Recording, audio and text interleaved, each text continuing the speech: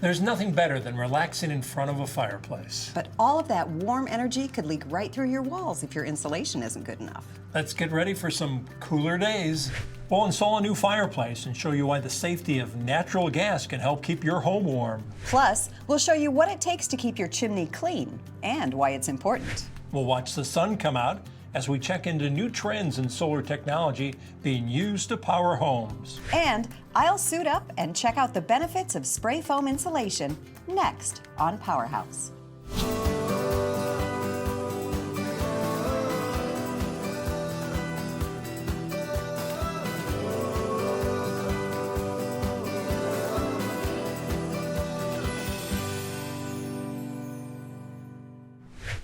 Fire. We can't live without it. It cooks our meals, warms our homes, and even powers our energy.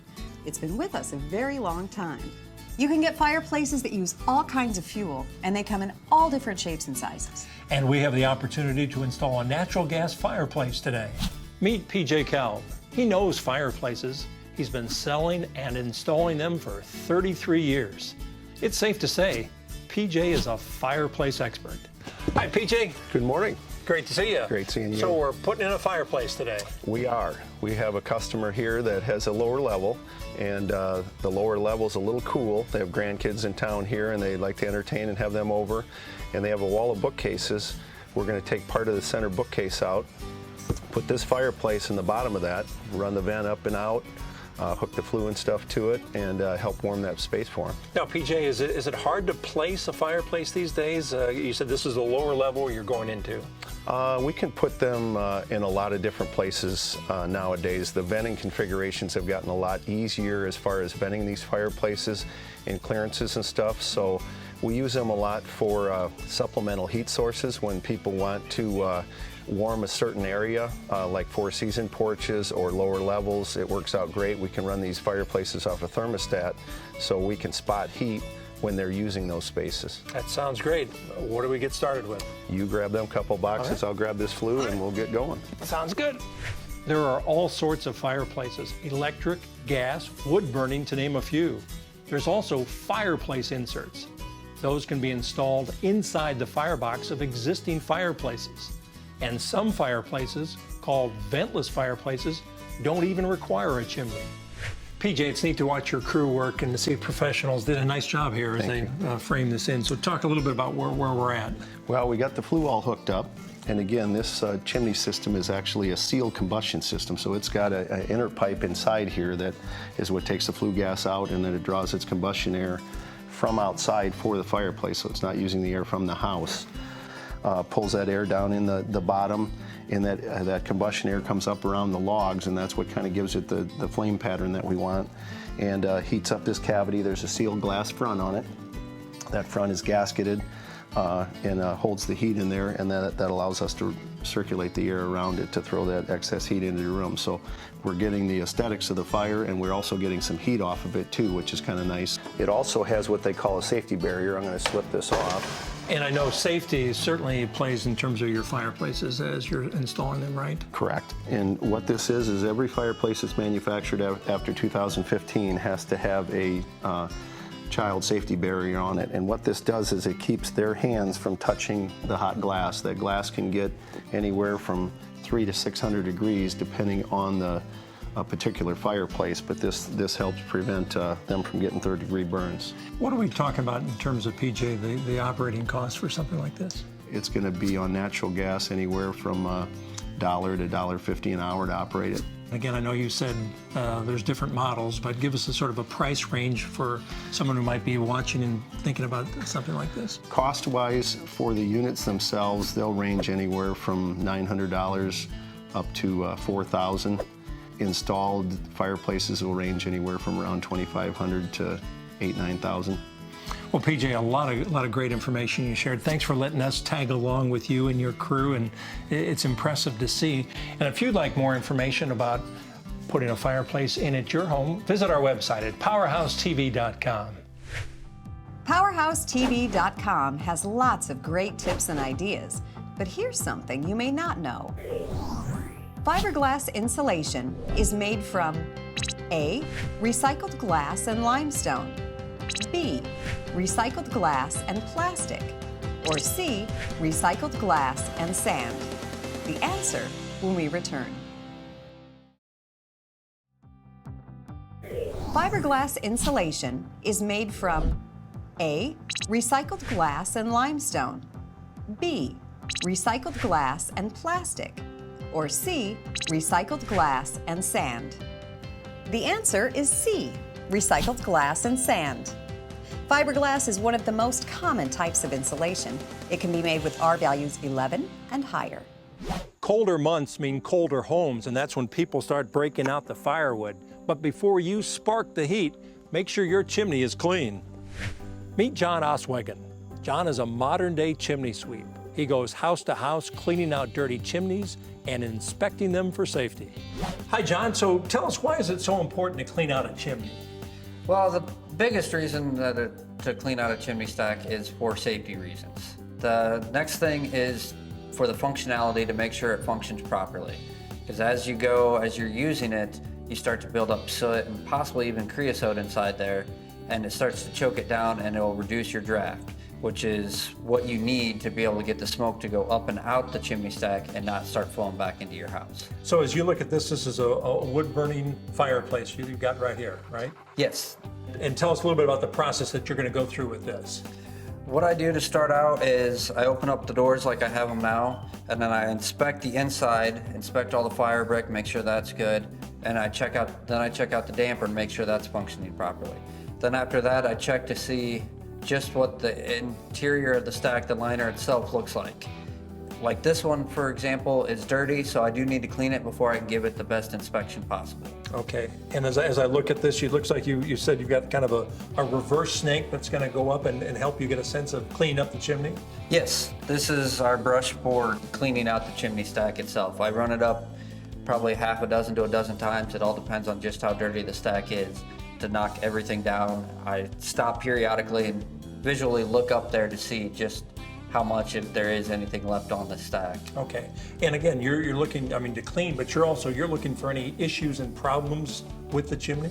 Yes, not only am I here to clean it, but at the same time, I inspect it all to make sure that once I leave, I can comfortably say, you can light a fire in here and there's gonna be absolutely no issues. You'll have the proper draw you should have, and you won't have to worry about a chimney fire, or even if for some bizarre reason you were to have a chimney fire, that the liner will function as properly designed to and withstand at least that first chimney fire. No, you're also using, you said you've got some mirrors and get a sense that you can look up in here? Yes. Right now I do it kind of the old-fashioned way. By visually, I stick my head and everything in there and I look straight up there, and anytime I need to, I have a mirror system that I use to be able to look the whole way to where I can see all the way to the top. And then after that, I go up to the top and I look at it from the top down as well. Now, you also said sometimes, you'll find animals, right, that you'll find in a chimney? Yes. One of the things that I check when I'm up top is just how good the rain cap, bird cap is. This one has a good rain cap, but it is not well suited for keeping animals out. So actually, when I first opened this one up, we found a dead bird inside of it because there's no screen to it to prevent any animal from getting inside. So that is one recommendation I will have so far for this unit, is to get that swapped out. Okay. A homeowner thinks, well, maybe I can do it, but is this something that really we need, the chimney sweep, the expertise that you bring? I highly recommend it. The cleaning aspect of it, a lot of homeowners do try and do themselves, but it's the expertise and the knowledge of looking over everything and what to check for, signs of damage, and what those signs are caused by. You can have anything from water leaks and determining where those are from, to damage from not burning properly. So the expertise definitely comes in handy to make sure that every time you go to use this, you are able to do it and do it safely. Typical length of the process for you? Does it run an hour, a couple hours? What's it usually do? On average, the whole process takes me about 45 minutes max usually. John, thank you. A lot of great information that you just shared with us. And if you'd like more energy saving and safety tips, visit our website at PowerHouseTV.com. PowerHouseTV.com has lots of great ideas, but here's something you may not know. What is the measure of resistance that indicates how well insulation stops heat from escaping your home? A, ohms, B, R value, or C, U factor? Answer when we return.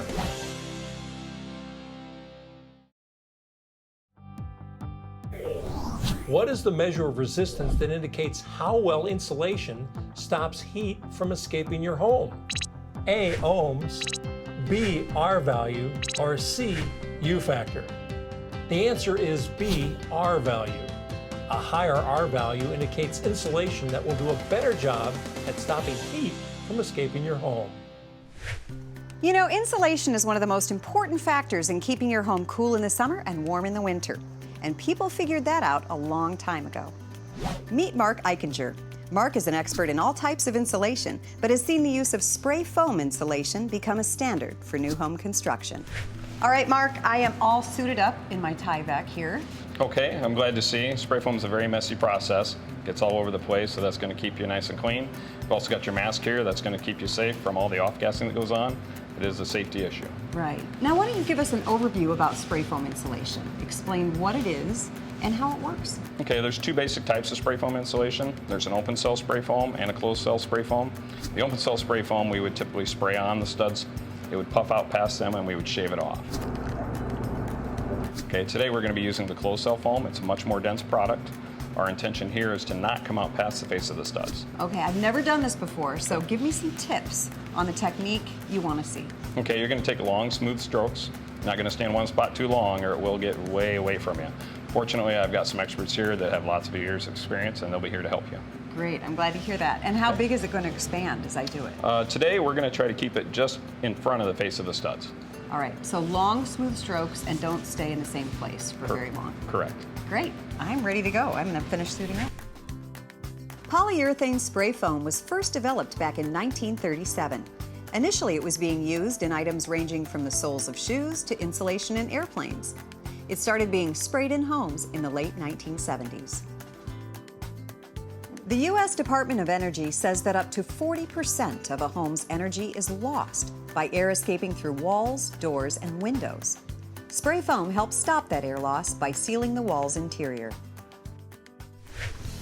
Well, so how'd it go in there? You know what? It was really fun. I had a good time. I wasn't prepared for the heat because Justin said that it comes out at 180 degrees, so that was a surprise to me. Also, he makes it look really, really easy. He's so graceful and fluid, and it's hard because that gun gets so heavy. It was an experience, but thanks, I appreciate it. Now, how long is it going to take for that to set up? When I was going to scrape off my errors, he said it takes like a minute before you can do that, but how long until it's fully set? It takes about 24 hours to fully cure. All right. After that point in time, it gets really, really hard. Tell us about the energy efficiency of foam insulation. Spray foam is going to be a lot more dense than traditional fiberglass, so you can get a lot more R value in smaller, tight places. It also acts as a great air barrier. Once you get up to about 2.5 inches of it, then you can also get it as a good vapor barrier as well. So what's going to happen to this foam over time? Is it going to hold up as we see it today, or is there shrinkage? It will hold up just like it is today for the life of the project, or the life of the building. The only time we see any shrinkage is if it's a wet substrate, which we have to have it dry to be able to do that. Sometimes builders will build in inclement weather, and if the substrate gets wet, the wood gets wet, we've got to wait for it to dry out before we can spray. It felt really luxurious having that open space in which to do this. Is this a product that you can use in a retrofit situation for an older home, or is it specifically for new home construction? Unfortunately, this would be for new construction. There are other products available for retrofit applications. We offer a water-blown foam that you can actually inject into a wall. Well, obviously there are a lot of benefits to foam. Can you speak to the cost and how it compares to traditional insulation? Spray foam insulation is going to be typically 2.5 to 3 times the price of traditional fiberglass insulation. All right, but it is quite an investment with a lot of benefits. It is. Thanks so much. We had a blast today, literally, and it was fun seeing how you work. All right, thank you. You know, a lot of utility companies offer rebates for insulation, specifically foam insulation. So if you're interested, contact your utility company to find out if you qualify.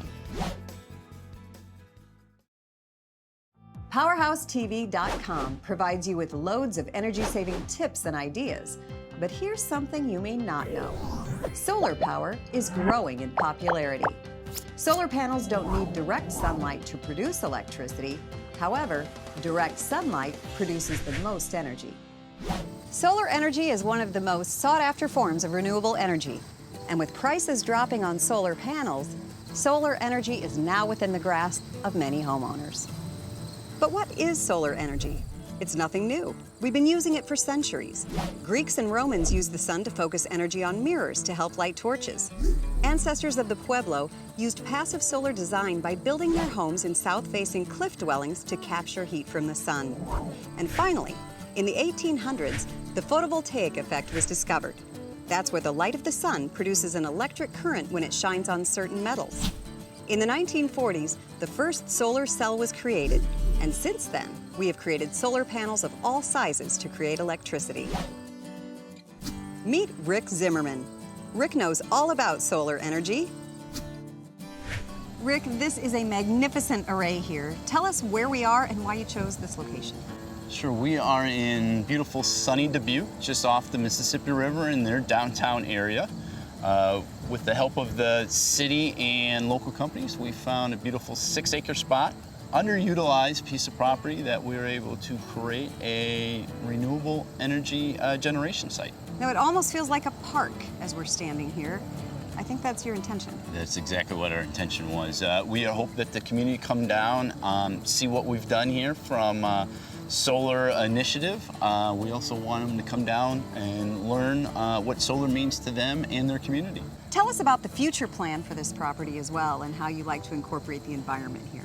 Yes, this was, as I mentioned earlier, an underutilized piece of property that basically just had some weeds and grass growing here. We repurposed it into a green energy generation facility. Part of that process, we are replanting native prairie grasses and flowers. So we're looking to increase the local bee and butterfly habitat. That's so cool. All right, let's start with the fundamentals here about solar energy for people who may not know. How do you take the sun and use these panels to convert it to energy? All of our panels here captures the visible spectrum of the sun. The panels then convert that into direct current, DC. We send that to our electrical panels that we have here on site called an inverter. That inverts the DC power into usable AC power. We send that to a step-up transformer, which pumps that electricity up. We send it across our distribution lines and send it to our customer homes where they consume that and becomes usable. Well, it sure is gaining in popularity. Why do you think that is? Everyone's thinking it's, green is important, being sustainable. We chose Dubuque as one of our sites to develop solar. They have a strong, sustainable community initiative here, so they welcome us to the site. They were truly a partner in this build. The costs are coming down. The panel efficiencies are going up. So that time is right where solar's starting to make sense for us here in the Midwest. I agree with you, and I know a lot of people who are interested in running out and getting solar panels. What advice would you give them if they're considering doing that? Sure. I'd first look at energy efficiency. What can they do to decrease their energy consumption? So is that LED light bulbs? Is that a more efficient appliances? That will be first and foremost is what we recommend. Secondary, if they are truly interested in renewable generation themselves, solar panels now can be purchased from many of your local home centers. Typically residential runs in the $3 a watt range for installation. Here at a utility scale site, we can install for under $2. So we're looking at our customers' best interests in mind to give them the best possible product at the lowest possible. Now let's say that someone really believes in this cause, but for whatever reason, their house isn't fit for it, or they live in an apartment, or it's cost prohibitive for those reasons. Are there other options for them? Yes, there are. There are options that they can participate in larger developments, just like we have here today. If they like the renewables, as you stated, but doesn't fit their unique needs, we also offer that as a potential lower cost option than installing it themselves. We'll take the maintenance and worry and management out of it, and they can just enjoy the renewable energy. You know, speaking of cost, can you give us a ballpark idea of what it would cost for a residential panel or panels as opposed to, these big industrial panels? Panels that are now offered to residential customers are running into about $100, $180 range. The panels behind us, they're running about the 60 to 80 cents a watt range. Our panels are 320 watts, so we're pushing $300 per panel. Economies are always changing, so it's solar's fluctuating by the month with cost. So it is a large variability, but prices continue to go down. Now, would you say there's a downside to solar at all? Yeah, there's a small downside. Yes, it's green and renewable, zero emissions.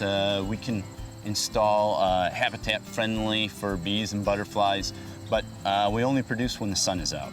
And all of our homes, we consume power almost 24/7.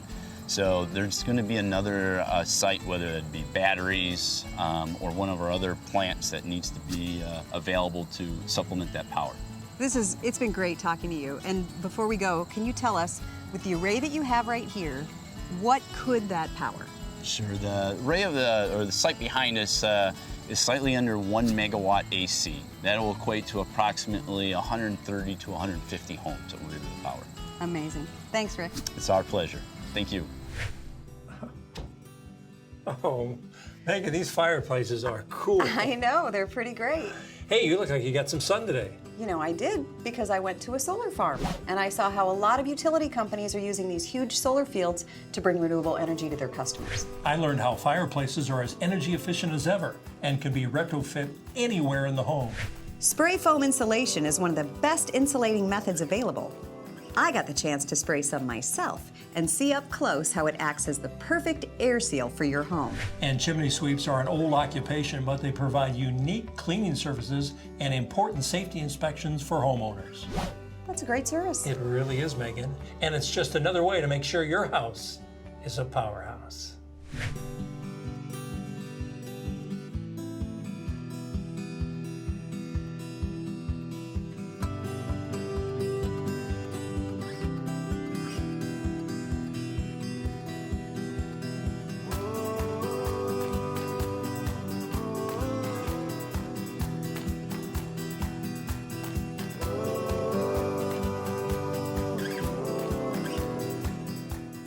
Megan's Wardrobe, provided by Dress Barn.